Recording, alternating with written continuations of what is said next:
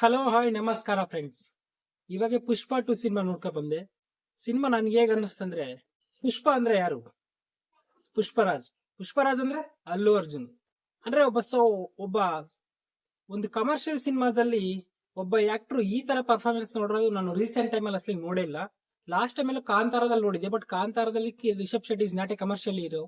ಅಲ್ಲು ಅರ್ಜುನ್ ಒಬ್ಬ commercial top hero ಈ ರೇಂಜ್ ಪರ್ಫಾರ್ಮೆನ್ಸ್ ಕೊಡ್ತಾರೆ ಅಂತ ನಾನು ಮಾತ್ರ ಎಕ್ಸ್ಪೆಕ್ಟ್ ಮಾಡಿರಲಿಲ್ಲ.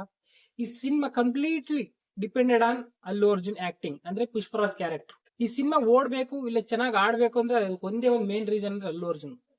ಅವ್ರ ಒನ್ ಮ್ಯಾನ್ ಶೋ, ಆಕ್ಷನ್ ಆಗ್ಲಿ, ಎಮೋಷನ್ ಆಗ್ಲಿ, ಸಾಂಗ್ಸ್ ಅಲ್ಲಾಗ್ಲಿ, ಪ್ರತಿ ಒಂದಲ್ಲಿ ಎಲಿವೇಶನ್ಸ್ ಆಗ್ಲಿ ತುಂಬಾ ತುಂಬಾ ಸಕ್ಕದಾಗಿ ಮಾಡಿದಾರೆ ಪರ್ಫಾರ್ಮೆನ್ಸ್. ನನಗದು ತುಂಬಾ ಇಷ್ಟ ಆದ್ರು. Is one of the best actor currently south ಇಂಡಿಯಾದಾಗ ಅಂತ ಅನ್ಬೋದು. ಯಾಕಂದ್ರೆ ಅವ್ರಿಗೆ ಲಾಸ್ಟ್ ಟೈಮ್ ಕೂಡ ನ್ಯಾಷನಲ್ ಅವಾರ್ಡ್ ಕೂಡ ಬಂದಿದೆ ಪುಷ್ಪ ಪಾರ್ಟ್ 1ಗೆ. ಅಲ್ಲು ಅರ್ಜುನ್ ಯಾಕೆ ನ್ಯಾಷನಲ್ ಅವಾರ್ಡ್ ಬಂದು ತುಂಬಾ ಜನ ಕ್ವಶನ್ ಮಾಡೋರು. ಅವ್ರು ಹೋಗಿ ಪುಷ್ಪ 2 ಸಿನಿಮಾ ನೋಡ್ರೆ ಖಂಡಿತ ಈ ಡಿಸರ್ವ್ ದ ನ್ಯಾಷನಲ್ ಅವಾರ್ಡ್ ಹಾಗೆ ಒನ್ಸ್ ಅಗೇನ್ ಅಂತ ಅನಿಸ್ತಾರೆ. ಗ್ಯಾರಂಟಿ ಆ ರೇಂಜ್ ಪರ್ಫಾರ್ಮೆನ್ಸ್ ಮಾಡಿದ್ದಾರೆ. ಇನ್ನ ಈ ಸಿನಿಮಾ ಫುಲ್ ರಿವ್ಯೂ ಹೋಗೋಕ್ಕಿಂತ ಮುಂಚೆ ನಮ್ಮ ಚಾನಲ್ ಯಾರು ಹೊಸ ಬಂದ್ರೆ ಪ್ಲೀಸ್ ಸಬ್ಸ್ಕ್ರೈಬ್ ಮಾಡ್ಕೊಳ್ಳಿ. ನೀವು ಒಂದ್ ವೇಳೆ ಪುಷ್ಪ 2 ಸಿನಿಮಾ ನೋಡಿದ್ರೆ ಆ ಸಿನಿಮಾ ನಿಮ್ಗೆ ಇಷ್ಟ ಆಯ್ತೋ ಕಷ್ಟ ಆಯ್ತೋ, ನಿಮ್ಗೆ ಇಷ್ಟ ಆಗಿಲ್ಲ ಏನ್ ಕಷ್ಟ ಆಯ್ತೋ ಅನ್ನೋದನ್ನ ಖಂಡಿತ ಕಮೆಂಟ್ ಮಾಡಿ. ಇನ್ನ ಈ ಸಿನಿಮಾದ ಸ್ಟೋರಿ ವಿಷಯಕ್ಕೆ ಹೋದ್ರೆ, ಈ ಸಿನಿಮಾದಾಗೆ ಪಾರ್ಟ್ 1 ಅಲ್ಲಿ ಇನ್ನು ಸ್ವಲ್ಪ ಚೆನ್ನಾಗಿ ಬೆಟರ್ ಆಗಿ ಬರ್ದಿದ್ರು ಸುಕುಮಾರ್ ಅವ್ರ ಸ್ಟೋರಿ ಅನಿಸ್ತು. ಬಟ್ ಪಾರ್ಟ್ 2 ಬಂದ್ರೆ ಎಲ್ಲೋ ಸ್ವಲ್ಪ ಸ್ಟೋರಿ ಮಿಸ್ ಆಯ್ತು ಅನಿಸ್ತು. ಎಸ್ಪೆಷಲಿ ಫಸ್ಟ್ ಹಾಫ್ ಅಲ್ಲಿ ಸಿನಿಮಾ ಸ್ಟೋರೀಸ್ ಅಂದ್ರೆ ಈ ಪಾರ್ಟ್ 2 ಅಲ್ಲಿ ಫಸ್ಟ್ ಹಾಫ್ ಅಲ್ಲಿ ಸ್ಟೋರಿ ತುಂಬಾ ಚೆನ್ನಾಗಿ ಸ್ಟಾರ್ಟ್ ಆಗುತ್ತೆ. ಫಸ್ಟ್ ಒಂದು 40-50 ಮಿನಿಟ್ಸ್ ಚೆನ್ನಾಗಿ ಹೋಗ್ತಿರ್ತದೆ. ಅಂದ್ರೆ ಒಳ್ಳೊಳ್ಳೆ ಎಂಗೇಜಿಂಗ್ ಸ್ಕ್ರೀನ್ ಪ್ಲೇ, ಎಲ್ಲೋರ್ದು ಕ್ಯಾರೆಕ್ಟರ್ ಇಂಟ್ರಡಕ್ಷನ್ ಆಗ್ಬೋದು, ತಿರ್ಗಾ ಫಸ್ಟ್ ಎಲಿವೇಶನ್ ಸೀನ್ಸ್ ಆಗ್ಬೋದು, ಸ್ವಲ್ಪ ಚೆನ್ನಾಗೇ ಇತ್ತು ಫಸ್ಟ್ ಹಾಫ್. ಒಂದು ತಿರ್ಗಾ ಇಂಟರ್ವ್ಯೂ ಕೂಡ ಒಳ್ಳೆ ಇಂಟರ್ವ್ಯೂ ಕೊಟ್ಟಿದ್ರು, ಸಕ್ಕದ ಇತ್ತು. ಅಂದ್ರೆ ಬನ್ವರ್ ಸಿಂಗ್ ಶೆಖಾವತ್ ಮತ್ತೆ ಪುಷ್ಪ ಮಧ್ಯೆ ಇಗೋ ಕ್ಲಾಶ್ ಅನ್ನೋದು ಬಿಲ್ಡ್ ಮಾಡ್ತಾರೆ ಚೆನ್ನಾಗಿ. ನಾವು ತುಂಬಾ ಹಿಪ್ ಕೊಟ್ಟಿರ್ತದ ಆ ಸೀನ್, ಬಟ್ ಸೆಕೆಂಡ್ ಹಾಫ್ ಹೋದ್ಮೇಲೆ ಅದನ್ನೆಲ್ಲ ಸರಿಯಾಗಿ ಜಸ್ಟಿಫೈ ಮಾಡೋದಿಲ್ಲ.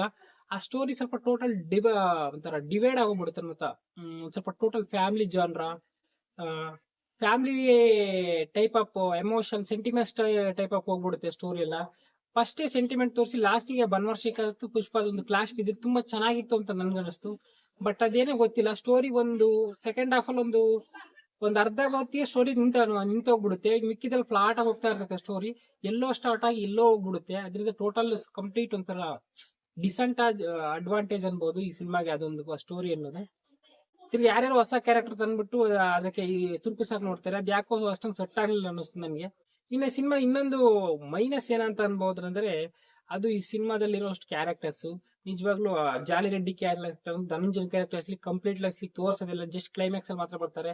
ತಿರ್ಗಾ ಅನುಶ್ರೀಯ ಕ್ಯಾರೆಕ್ಟರ್ ಅಷ್ಟೇ, ತಿರ್ಗಾ ಇನ್ನೊಂದು ಕ್ಯಾರೆಕ್ಟರ್ ಸುನಿಲ್ ಕ್ಯಾರೆಕ್ಟರ್ ಅಷ್ಟೇ, ಮಂಗಳಂ ಸಿನಿ ಕ್ಯಾರೆಕ್ಟರ್ ಅಷ್ಟೇ ಕಂಪ್ಲೀಟ್ ಯೂಸೇ ಮಾಡಿಲ್ಲ, ಜಸ್ಟ್ ನಿಂತ್ಕೊಂಡಿರ್ತಾರೆ ಅಷ್ಟೇ ಬ್ಯಾಕ್ ಗ್ರೌಂಡ್ ಅಲ್ಲಿ. ತಿರ್ಗಾ ಜಗಪತಿ ಬಾಬು ಕ್ಯಾರೆಕ್ಟರ್ ನಾವು ತುಂಬಾ ಎಕ್ಸ್ಪೆಕ್ಟ್ ಮಾಡಿದ್ವಿ, ಬಟ್ ಅವ್ರದ್ದು ಅಷ್ಟೊಂದೇನು ತೋರಿಸಲ್ಲ. ಅಲ್ಲಿ ಜಸ್ಟ್ ಒಂದು ಸ್ವಲ್ಪ ಸಿನಿಮಾ ಹತ್ರ ತೋರಿಸ್ತಾರೆ. ಮೇ ಬಿ ಪಾರ್ಟ್ 3 ಅಲ್ಲಿ ತೋರಿಸುತ್ತಾರಂತೆ, ನನಗೆ ಗೊತ್ತಿಲ್ಲ. 3 ಗಂಟೆ ಸಿನಿಮಾದಲ್ಲೂ ಅಂತ ಒಳ್ಳೆ ದೊಡ್ಡ ಆಕ್ಟರ್ಗೆ ಒಂದು ಸ್ಕೋಪ್ ಇಲ್ಲ ಅಂದ್ರೆ ನಿಜವಲ್ಲ ಅದು ಏನ್ ರೇಟಿಂಗ್ ಬರ್ದಿರ ಅದ್ ಮಾತ್ರ ಕಂಪ್ಲೀಟ್ಲಿ. ಮತ್ತೆ ಇನ್ನ ರಾವ್ ರಮೇಶ್ ಕ್ಯಾರೆಕ್ಟರ್ ಓಕೆ ಅನ್ಬೋದು. ತಿರ್ಗಾ ಮೇನ್ ಪ್ರಾಬ್ಲಮ್ ಬಂದಿದ್ದು ಬನ್ವರ್ ಸಿಂಗ್ ಶೆಖಾವತ್, ಅಂದ್ರೆ ಫಹದ್ ಫಸೀಲ್ ಅವ್ರ ಕ್ಯಾರೆಕ್ಟರ್ ತುಂಬಾ ಚೆನ್ನಾಗಿಲ್ಲ. ಒಂಥರ ಕಾಮಿಡಿ ಪೀಸ್ ಇದ್ದಂಗೆ ಮಾತ್ರ. ಅಂದ್ರೆ ಒಂಥರ ಅಲ್ಲು ಅರ್ಜುನ್ ಎಷ್ಟೇ ದೊಡ್ಡ ಪ್ಲಾನ್ ಆಗ್ತಾ ಇದ್ರು, ಆ ಪ್ಲಾನ್ ಈ ಶೆಖಾವತ್ ಅವ್ರದ್ದು ಪ್ಲಾನಿಂಗ್ ಅಷ್ಟಲಿಗೆ ಮ್ಯಾಚ್ ಆಗಂಗಿಲ್ಲ. ಎಲ್ಲಾ ಸರಿ ಸೋಲ್ತಾನೆ ಇರ್ತಾರೆ. ಅಂದ್ರೆ ಪುಷ್ಪ ಅವ್ನ ಕ್ಯಾರೆಕ್ಟರ್ಗೆ ಈ ಫಹದ್ ಫಸೀಲ್ ಅನ್ನೋ ಕ್ಯಾರೆಕ್ಟರ್ಸ್ ಲೆಕ್ಕನೇ ಇಲ್ಲ ಅಂತ ಹೇಳ್ಬೋದು. ಅದು ತುಂಬಾ ಕೇರ್ಲೆಸ್ ಆಗಿ ಟ್ರೀಟ್ ಮಾಡ್ತಿರ್ತಾನೆ. ಯಾವ್ದೇ ಚಾಲೆಂಜ್ ಕೂಡ ಈ ಫಹದ್ ಫಸೀಲ್ ಅವ್ರು ಕೊಡೋದೇ ಇಲ್ಲ ಅಲ್ಲು ಅರ್ಜುನ್ಗೆ. ಅದರಿಂದ ನಮ್ಗೆಲ್ಲ ಒಂಥರ ಕ್ಲಾಶ್ ಅನ್ನೋದೇ ಏನಾಗುತ್ತಪ್ಪ ಒಂಥರ ಇಂಟೆನ್ಸಿಟಿ ಅನ್ನೋದು ಮಿಸ್ ಆಗೋಗ್ಬಿಡುತ್ತೆ. ಒಂಥರ ಕಾಮಿಡಿ ಪೀಸ್ ಆಗೋಗ್ಬಿಡ್ತಾರೆ ಅದ್ರಲ್ಲಿ ಈ ಸಿನಿಮಾದಲ್ಲಿ. ಅದು ಮೇನ್ ಪ್ರಾಬ್ಲಮ್. ಇನ್ನು ಶ್ರೀವಲ್ಲಿ ಕ್ಯಾರೆಕ್ಟರ್ ಕೂಡ ಪರವಾಗಿಲ್ಲ, ಬೆಟರ್ ಚೆನ್ನಾಗಿ ಮಾಡಿದ್ರೆ. ಅವ್ರು ರೀಸೆಂಟ್ ಬೇರೆ ಸಿನಿಮಾದಕ್ಕಿಂತ ಈ ಸಿನಿಮಾದಲ್ಲಿ ತುಂಬಾ ಚೆನ್ನಾಗಿ ಮಾಡಿದ್ದಾರೆ ರಶ್ಮಿಕಾ ಮಂದನ್ ಅವರು. ಎಕ್ಸ್ಪೆಷಲಿ ಜಾತ್ರೆ ಸೀನ್ ಅನ್ನೋ ಒಂದು ಇರುತ್ತೆ ಮಾತ್ರ, ಸೆಕೆಂಡ್ ಹಾಫ್ ಅಲ್ಲಿ ಬರುತ್ತೆ. ಅದು ಒಂದು 20-30 ಮಿನಿಟ್ಸ್ ಇರುತ್ತೆ ಸಂಥಿಂಗ್. ಅದ್ರಲ್ಲಿ ಫೈಟ್ ಇರುತ್ತೆ, ಅದರಲ್ಲಿ ಕಾಮಿಡಿ ಇರುತ್ತೆ, ತಿರ್ಗಾ ಡ್ಯಾನ್ಸ್ ಇರುತ್ತೆ, ಎಮೋಷನ್ ಇರುತ್ತೆ, ಆಕ್ಷನ್ ಇರುತ್ತೆ, ಎಲ್ಲ ಇರುತ್ತೆ ಆ 20 ಮಿನಿಟ್ಸ್ ಅಲ್ಲಿ. ರಶ್ಮಿಕಾ ಮಂದನ್ ಅವ್ರದ್ದು ಒಂದು 5-10 ನಿಮಿಷ ಒಂದು ಲಾಂಗ್ ಟೇಕ್ ಸೀನ್ ಕೂಡ ಇರುತ್ತೆ. ಅದು ಕೂಡ ತುಂಬಾ ಚೆನ್ನಾಗಿ ಮಾಡಿದ್ದಾರೆ. One of the best performance ಅವ್ರ ಕೆರಿಯರ್ ಅಂತ ಅನ್ಬೋದು. ಇನ್ನು ಅಲ್ಲು ಅರ್ಜುನ್ ಅವ್ರು ಆ ಸೀನಲ್ಲಿ ಮಾತ್ರ ನಿಜವಾಗ್ಲೂ ಜೀವಿಸಿದ್ದಾರೆ ಅಂತ ಹೇಳ್ಬೋದು. ಟೋಟಲ್ ಆ ಗೆಟಪ್ ಅಲ್ಲಿ, ಆ ದೇವಿ ಗೆಟಪ್ ಅಲ್ಲಿ ನಿಜವಾಗ ಒಂಥರ ಥಿಯೇಟರ್ ಹೋಗ್ಕೊಂಡಿದ್ರೆ ನಮ್ಗೆ ಒಂಥರ ಗೂಸ್ ಬಂಪ್ಸ್ ಬರ್ತಾ ಇರ್ತವೆ. ಒಂಥರ ಭಯನೂ ಆಗ್ತಾ ಇರ್ತದೆ, ಏನಪ್ಪ ಹಿಂಗ್ ಮಾಡ್ತಾ ಇದ್ರ ಅಂತ. ಇನ್ನು ಸಿನಿಮಾದ ಮ್ಯೂಸಿಕ್ ವಿಷಯಕ್ಕೆ ಬಂದ್ರೆ, ಮ್ಯೂಸಿಕ್ ಬ್ಯಾಕ್ ಗ್ರೌಂಡ್ ಸ್ಕೋರ್ ಒಂದು 3-4 ಕೊಟ್ಟಿದ್ದಾರೆ. ಬಟ್ ಸಾಂಗ್ಸ್ ಇಟ್ಟು ದೇವಶ್ರೀ ಪ್ರಸಾದ್ ಕೊಟ್ಟಿರೋದ್ರಿಂದ ಸಾಂಗ್ಸ್ ಎಲ್ಲ ಸಕದಾಗಿದೆ. ಬಟ್ ಪ್ಲೇಸ್ಮೆಂಟ್ ಸ್ವಲ್ಪ ಮಿಸ್ ಹೊಡಿತು. ಒಂದ್ 2-3 ಸಾಂಗು, ಐಟಮ್ ಸಾಂಗ್ ಇರ್ಬೋದು, ಮತ್ತೆ ಇನ್ನೊಂದು ಯಾವ್ದು ಕೇಸಾಗಿ ಸಾಂಗ್ ಯಾವ್ದೊಂದು ಅದು ಎರಡು ಸ್ವಲ್ಪ ಮಿಸ್ ಹೊಡಿತು.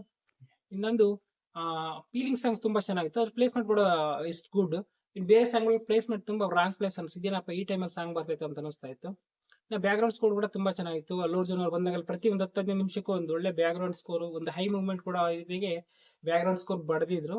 ಈಗ ಕ್ಯಾಮ್ರಾ ಟೆಕ್ನಿಕಾಲಿಟಿ ವಿಷಯಕ್ಕೆ ಬಂದ್ರೆ ಕ್ಯಾಮ್ರಾ ವರ್ಕ್ ಕೂಡ ತುಂಬಾ ಚೆನ್ನಾಗಿತ್ತು. ಸ್ವಲ್ಪ ಫಸ್ಟ್ ಆಫ್ ಆಲ್ ಇದ್ದಷ್ಟು ರಿಯಲಿಸಮ್ ಆಗಲಿ ಡೆಪ್ತ್ ಆಗಲಿ ಇದು ಸಿನಿಮಾ ಕಾಣಲಿಲ್ಲ. ಟೋಟಲ್ ಸ್ವಲ್ಪ ತುಂಬಾ ಗ್ರ್ಯಾಂಡ್ ಏರಿ ಲಾರ್ಜ್ ಸ್ಕೇಲ್ ಅಲ್ಲಿ ತೋರಿಸೋದ್ರಿಂದ ತುಂಬಾ ಕ್ರೌಡಿ ಇರ್ತೈತಿ ಈ ಸಿನಿಮಾದಲ್ಲಿ ಜಾಸ್ತಿ. ಫಸ್ಟ್ ಆಫ್ ಅಲ್ಲಿ ಅಷ್ಟೊಂದು ಫಸ್ಟ್ ಪಾರ್ಟ್ ಅಲ್ಲಿ ಅಷ್ಟೊಂದು ಕ್ರೌಡಿ ಇರಲ್ಲ. ಕ್ರೌಡ್ ಅಲ್ಲಿ ತುಂಬಾ ಜನಗಳು, ತುಂಬಾ ರಿಚ್ನೆಸ್ ಕಾಣಿಸಲ್ಲ. ಇದ್ರಲ್ಲಿ ತುಂಬಾ ರಿಚ್ನೆಸ್ ಕಾಣಿಸ್ತದೆ. ತಿರ್ಗಿ ಎಡಿಟಿಂಗ್ ಕೂಡ ತುಂಬಾ ಚೆನ್ನಾಗಿದೆ. ತುಂಬಾ ಲಾಂಗ್ ಟೇಕ್ ಇರುತ್ತೆ ಮತ್ತೆ ಸೀನ್ಗಳು ತುಂಬಾ ದೊಡ್ಡ ಸೀನ್ ಇರ್ತಾವ. ಅಂದ್ರೆ ಒಂದು ಸೀನ್ ಯಾವ್ದನ್ನ ಬಂತ ತನಕ ಆ ಸೀನೆ ಒಂದು 7-8 ನಿಮಿಷ ಹಂಗೆ ದೊಡ್ಡ ಲೆಂತಿ ಸೀನ್ಗಳು ಈ ಸಿನಿಮಾದಲ್ಲಿ ಇರ್ತವೆ. ಇನ್ನು ಸುಕುಮಾರ್ ವಿಷಯಕ್ಕೆ ಅವರು ಅಂದ್ರೆ ಡೈರೆಕ್ಟರ್ ನಿಜವಾಗ್ಲೂ ಪಾರ್ಟ್ 1 ತುಂಬಾ ಜಾಸ್ತಿ ಇಷ್ಟ ಆಯ್ತು. ಪಾರ್ಟ್ 2 ಅಂತ ಹೇಳ್ಬೋದು. ಇನ್ ಕೇಸ್ ಒಂದು ಡೈರೆಕ್ಷನ್ ರೈಟಿಂಗ್ ವಿಷಯದಲ್ಲಿ ಹೇಳ್ತಾ ಇದೀನಿ. ಈ ಪಾರ್ಟ್ 1-2 ವಿಷಯಕ್ಕೆ ಬಂದ್ರೆ ಟೋಟಲ್ ಕಂಪ್ಲೀಟ್ ಕ್ರಿಯೇಟಿವಿಟಿ ಎಲ್ಲ ಪಕ್ಕಕ್ಕೆ ಇಟ್ಬಿಟ್ಟು ಒಂಥರ ಹೊಸ ಸುಕುಮಾರ್ ಅಂತಾನೆ ಹೇಳ್ಬೋದು. ಅಂದ್ರೆ ಜಸ್ಟ್ ಒಬ್ಬ ಕಮರ್ಷಿಯಲ್ ಡೈರೆಕ್ಟರ್ ಯಾವ ತರ ತೆಗಿತಾರೋ ಸುಕುಮಾರ್ ಕೂಡ ಅವ್ರ ಸ್ಟ್ರೆಂತ್ ತಗ್ಗ ಆಗ್ಲಿದ್ರು ಈ ಕಮರ್ಷಿಯಲ್ ಜೋನ್ರಾಗ ಬಂದ್ಬಿಟ್ಟು ಅಲ್ಲು ಅರ್ಜುನ್ ತುಂಬಾ ಅಂದ್ರೆ ಅಲ್ಲು ಅರ್ಜುನ್ಗೋಸ್ಕರನೇ ಅವರು ಈ ಸ್ಟೋರಿ ಬರ್ದಿರೋದು ಅಂತ ಹೇಳಿದ್ರು. ಅದರಿಂದ ಅವ್ರಿಗೋಸ್ಕರನೇ ತೆಗ್ದಿರೋ ತರ ಇರುತ್ತೆ. ಎಲ್ಲೂ ಇದೊಂಥರ ಸುಕುಮಾರ್ ಅವ್ರ ಮಾರ್ಕ್ ಅನ್ನೋ ಒಂದು ಸೀನ್ ಆಗ್ಲಿ, ಒಂದು ಏದಾಗ್ಲಿ, ಒಂದು ಸ್ಕ್ರೀನ್ ಪ್ಲೇ ಪ್ಯಾಟರ್ನ್ ಆಗ್ಲಿ ಇಲ್ಲಿ ನಮ್ಗೆ ಅಷ್ಟೊಂದು ಕಾಣಿಸೋದಿಲ್ಲ. ಅದರಿಂದ ಸುಕುಮಾರ್ ಅವರು direction wise good, but writing wise ತುಂಬಾ ಫ್ಲಾಸ್ ಇದೆ ರೈಟಿಂಗ್ ಅಲ್ಲಿ.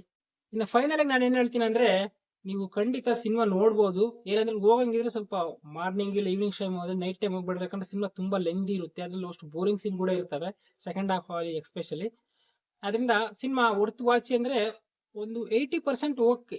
ಅಂದ್ರೆ ಅದು 80% ಯಾರಿಗೂ ಅದ್ರಲ್ಲಿ only Allu Arjun. Because of Allu Arjun performance ಇದ್ರೆ ಖಂಡಿತ ಎಂಟರ್ಟೈನ್ಮೆಂಟ್ ಅವ್ರು ಮಾಡ್ತಾರೆ. ಅವ್ರು ಬಂದಿರೋ ಪ್ರತಿ ಒಂದು 10-15 ನಿಮಿಷಕ್ಕೂ ನಮ್ಗೆ ಎಂಗೇಜಿಂಗ್ ಆಗಲಿ, ಎಂಟರ್ಟೈನ್ಮೆಂಟ್ ಆಗಲಿ ಖಂಡಿತ ಇದ್ದೇ ಇರುತ್ತೆ. ಅದರಿಂದ ಅಲ್ಲು ಅರ್ಜುನ್ ತಿರ್ಗಾ ಮ್ಯೂಸಿಕ್ ಒಂದೆರಡು ಸೆಂಟಿಮೆಂಟ್ ಓಕೆ ಹೋಗ್ಬೋದು ಫ್ಯಾಮಿಲಿ ಆಡಿಯನ್ಸ್. ಯೂತ್ಗೆ ಖಂಡಿತ ಅಲ್ಲು ಅರ್ಜುನ್ ಪರ್ಫಾರ್ಮೆನ್ಸ್ ಖಂಡಿತ ಇಷ್ಟ ಆಗುತ್ತೆ. ಅದು ನಾನು ಹೇಳ್ತೀನಿ ಅಂದ್ರೆ, ಇದು ವೈಲ್ಡ್ ಫೈರ್ ಏನಲ್ಲ. ವೈಲ್ಡ್ ಫೈರ್ ಅಲ್ಲು ಅರ್ಜುನ್ ಅವ್ರು ಮಾತ್ರ ವೈಲ್ಡ್ ಫೈರ್. ಸ್ಟೋರಿ ಮಾತ್ರ ಅಸಲಿ ಫೈರ್ ತುಂಬಾ ಕಡಿಮೆ ಆಯ್ತು ಅನ್ನಿಸ್ತು. ತುಂಬಾ ಆರೋಗ್ಬಿಡುತ್ತೆ ಒಂದು ಸ್ಟೇಜ್ ಅಲ್ಲಿ ಸ್ಟೋರಿಯಲ್ಲಿರೋ ಫೈರ್ ಅದು ಕಿಕ್ಕು.